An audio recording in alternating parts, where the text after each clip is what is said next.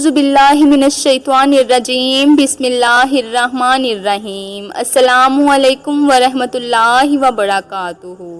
ناظرین گرامی، آج کی اس ویڈیو میں ہم جس مبارک ہستی کے بارے میں ذکر کرنے جا رہے ہیں اس ہستی کا نام حضرت محمد صلی اللہ علیہ وآلہ وسلم ہے۔ اللہ تعالیٰ نے آپ کو بہت خوبصورت بنایا۔ آپ کے حسن سے منسوب ایک قصہ آج کی اس ویڈیو میں ہم آپ کو بتائیں گے، لہٰذا آپ سے گزارش ہے کہ ویڈیو کو لاسٹ تک دیکھیں۔ اس سے پہلے اگر آپ نے ابھی تک ہمارا چینل سبسکرائب نہیں کیا تو سبسکرائب کر لیں تاکہ آنے والی تمام ویڈیوز سب سے پہلے آپ تک پہنچ سکیں۔ ایک دن نبی پاک صلی اللہ علیہ وآلہ وسلم سیر کرتے مدینہ پاک سے باہر تشریف لے گئے۔ آپ نے دیکھا کہ مدینہ کے باہر ایک قافلہ آیا ہے۔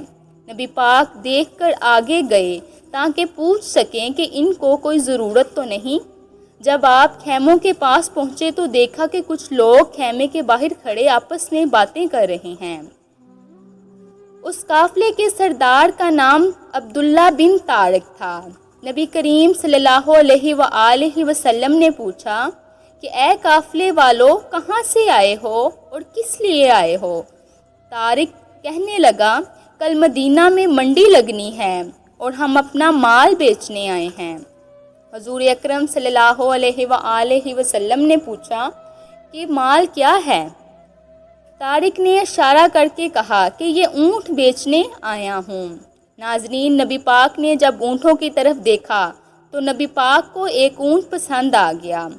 نبی پاک صلی اللہ علیہ وآلہ وسلم نے اس اونٹ کی مہاڑ پکڑ کر کہا، یہ اونٹ مجھے پسند ہے، پر منڈی تو صبح لگنی ہے، بتاؤ اس اونٹ کے کتنے پیسے لوگے؟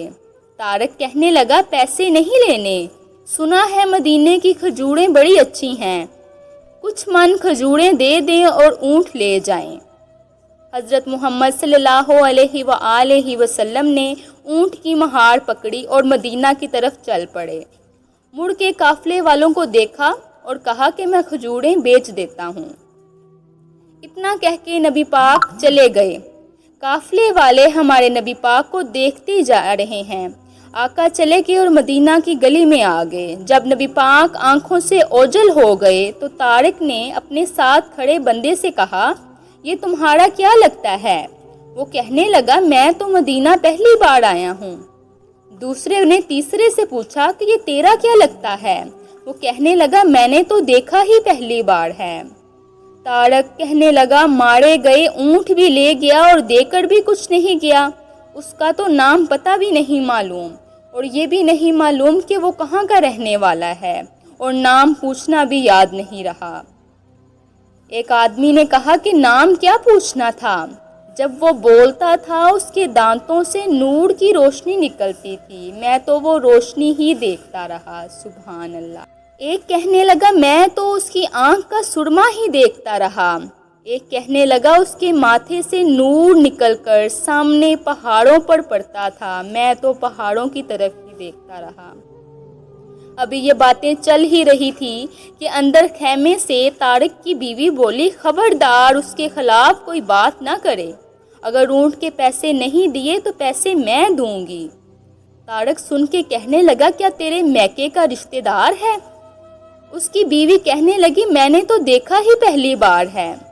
تو طارق نے حیران ہو کے کہا، ایک پردیسی کی ضمانت کیوں دے رہی ہو؟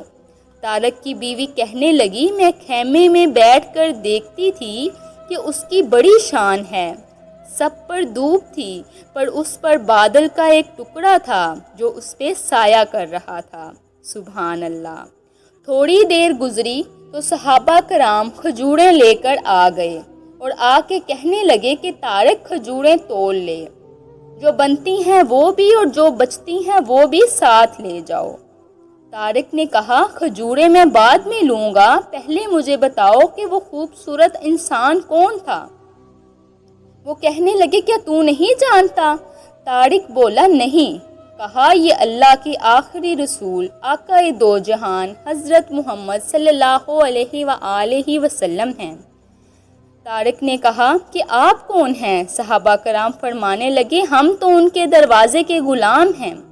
طارق نے کہا ہم کو بھی لے جائیں، ہم بھی ان کا غلام بننا چاہتے ہیں۔ طارق جب نبی پاک صلی اللہ علیہ وآلہ وسلم کے پاس آیا تو کہنے لگا کہ سرکار کلمہ پڑھاؤ اور اپنا غلام بنا لو۔ سبحان اللہ۔ ناظرین، یہ شان ہے ہمارے آقا حضرت محمد صلی اللہ علیہ وآلہ وسلم کی، جو لوگ ان کو دیکھ لیتے وہ اپنی بات، اپنا مال، اپنی ہر چیز بھول جاتے اور ان کے حسن میں ایسے مبتلا ہوتے کہ ان کو یاد ہی نہ رہتے کہ وہ کیوں آئے تھے اور کیا کہنے آئے تھے۔ دعا ہے کہ قیامت کے روز نبی کریم صلی اللہ علیہ وآلہ وسلم کی شفاعت نصیب فرمائے اور ہمیں حضور اکرم صلی اللہ علیہ وآلہ وسلم کے احکامات کی اطاعت کرنے کی توفیق عطا فرمائے۔ آمین ثم آمین۔